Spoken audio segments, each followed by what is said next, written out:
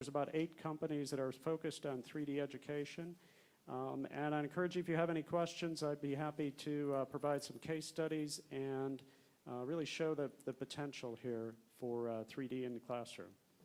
Thank you, John. If you have a question, please line up behind Bobby. But I'm going to start with a question, John. TI has been a leader in terms of innovation in the classroom, starting with the calculator, which it once banned and now embraced in the classroom. Do you see that potential growth in terms of projection with the classroom, where you really have individual students having their own projectors to share things with each other?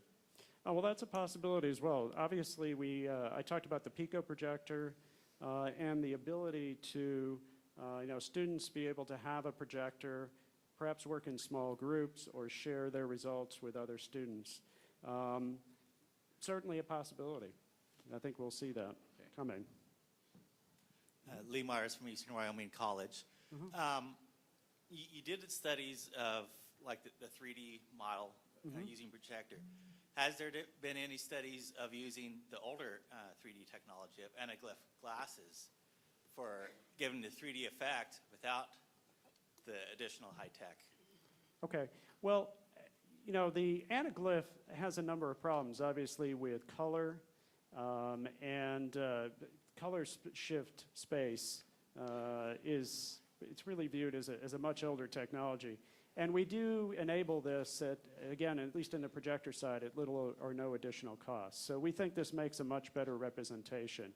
3D went through, it had a big boom in the 1950s with a number of movies which maybe aren't the Academy Award-winning versions. But that was really the technology that was used at that time. And then it really fell out of favor for a couple of decades. It came back a little bit in amusement parks, but I think why you're seeing such a resurgence, especially in the movie theaters, is it looks so much better. And if you go look at Avatar, I mean, people are very much engaged with that. You go back and look at the Creature from the Black Lagoon or whatever those the movies back then. That's a very different experience. Jim Burr from Texas Tech University Libraries. We have a 3D animation lab, and our R&D team is doing some work with Samsung 3D TV. And one of the things we want to do is we've been just creating 3D content, 3D movies, starting with anaglyph and looking at stereoscopic 3D and so on. Right. And what we're planning to do is work with campus faculty and select certain areas that can experiment with using the 3D TV as a means of enriching the teaching cycle. And I just wonder if you have any suggestions or any comments about the availability of high quality 3D models at reasonable prices. We don't really have a staff that can build things with some, but not very much. And I think that would be one of the hurdles to overcome, and might also determine which areas in the campus we approach first. Right. As we've gone through the pilot programs, we've seen several steps occur. So first of all, when people first try out 3D, they're very happy actually if it's just a clip. It basically runs as a canned clip. And then secondly, then they want to interact with it. So with the plant cell, you could actually spin it and have a true interactive model. And then thirdly, the students and the teachers want to start creating their own content, which I think is really where you're heading. And I think right now the tools are probably more expert friendly. And if you are a 3D animator, you'd find them very powerful and useful. I've been searching for a simpler method to do, and I don't have a recommendation for you, but I am looking for that. We do some work in Maya, and that's probably right now the best choice available. Right. But it does require a lot of overhead. Right. I understand. And one more question. One more question.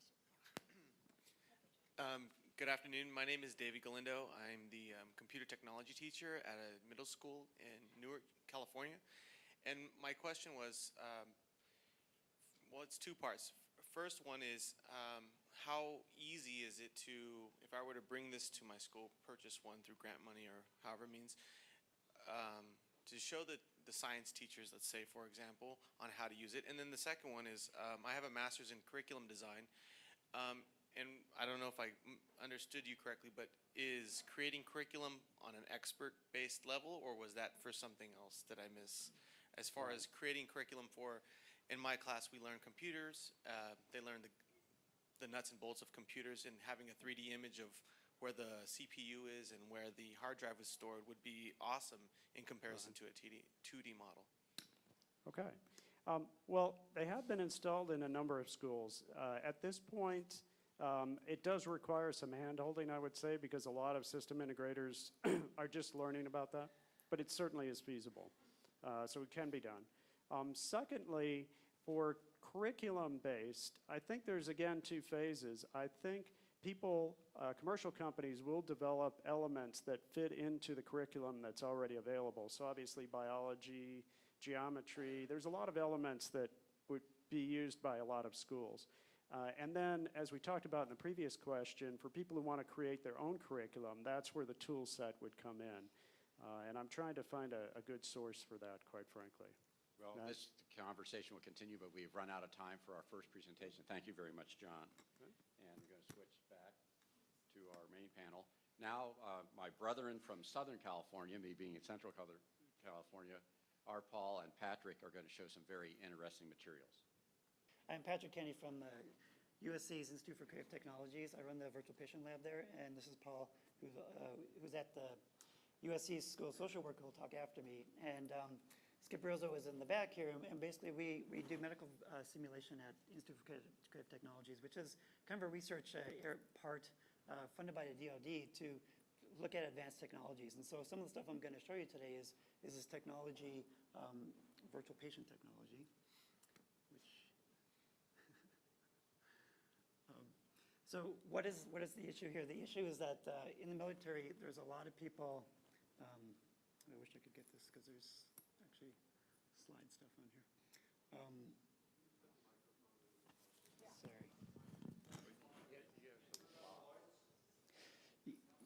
So what is the issue here? The issue is that, I know there's a way to get this over here. Oh. What is it? F5.